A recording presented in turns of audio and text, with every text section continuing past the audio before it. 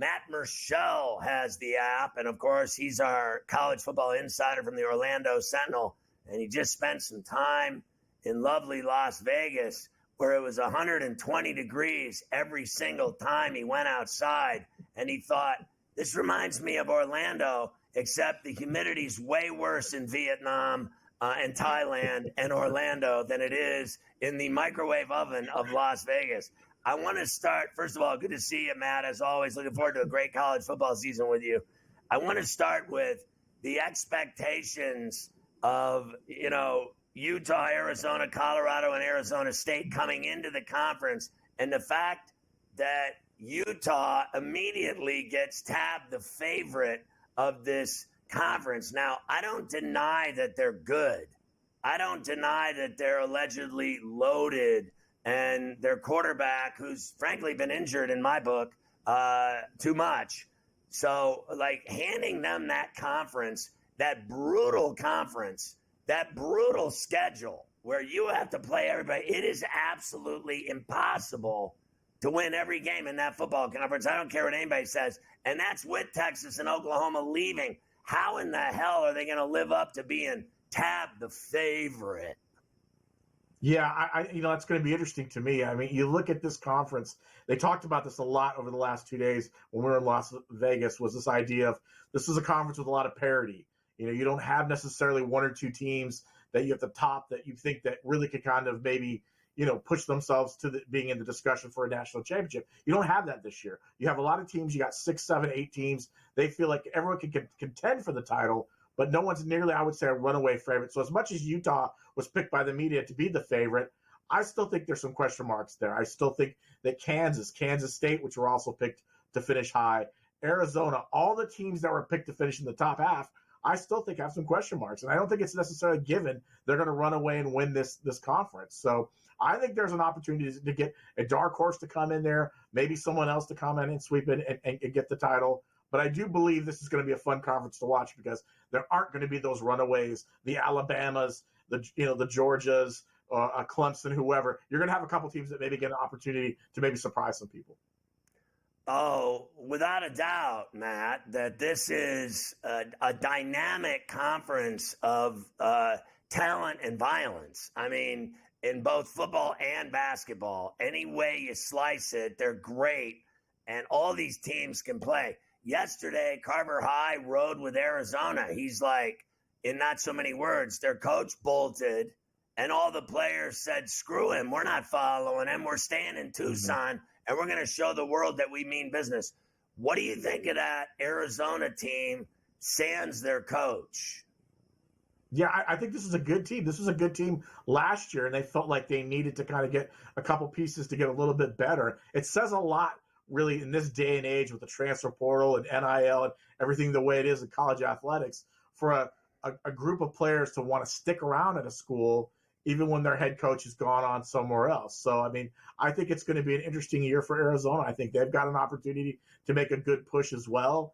Again, their schedule is going to be something they're going to have to look at. They travel to, different spots that they're not used to playing. I talked to a couple of people who said, hey, we haven't been to Orlando before, where it's going to be interesting to see that happening. So I think the biggest adjustments for these 4 new teams are just been going to new places, going to places they haven't been familiar with, fan bases they aren't familiar with. So that's going to be a challenge. But I like Arizona. I think Arizona is one of those 4 or 5 that I mentioned that I think can be right in the mix for the title.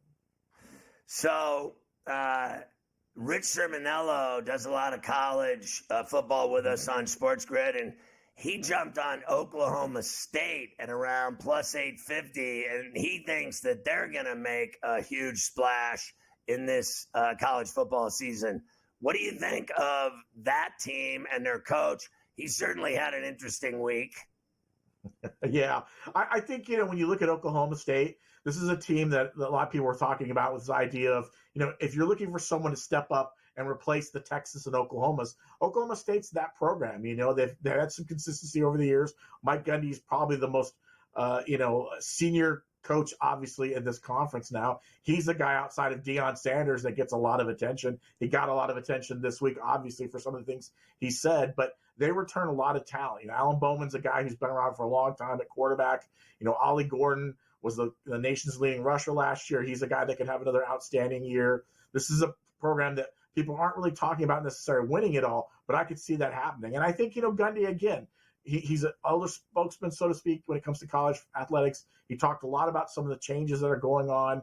But then again, when you think he's kind of that upper level, he says something. He talks about, Ollie Gordon's arrest for DUI and mentions how the fact that, who hasn't gone out and gotten, a few drinks with them and driven as well. So, I mean, probably not the smartest thing to say, after trying to do the whole mea culpa type thing, at the Big 12 media days.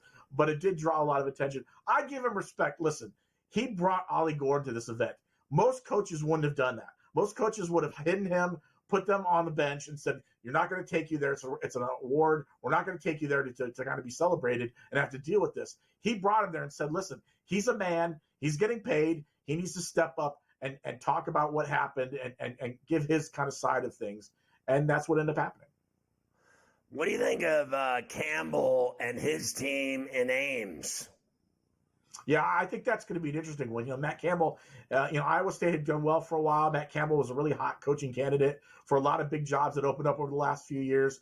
But then they've struggled at times, and I think this team coming back does have a lot of pieces. I think that's going to be a big boost for them as well. It's always hard to play in Ames. It's always hard to win at Iowa State. So I think they're going to have an opportunity. Again, they're going to need to find someone to step up and really lead. At the quarterback position, somebody who they feel like can really kind of push the ball down the field a little bit more. And they got to play better defense, but they feel like they've got the pieces through the portal and through recruiting that they can be able to get the job done this year. Deion always gets the most attention. How was his session? It was crazy. As he walked into the place at Allegiant Stadium, he had a huge entourage. He had an entourage, guys following him around, social media people, camera crews, boom mics, everything was there, following him around at every spot. And as people tried to get, access to him, it was very difficult, because everyone wants a piece of attention. I kind of likened it to when Johnny Manziel went to the SEC media days. There was such a huge cluster of media members around him. It was impossible to even get to him and talk to him a little bit. That's the way kind of Deion was. And I think, a lot of coaches said, listen, Deion is good for this league.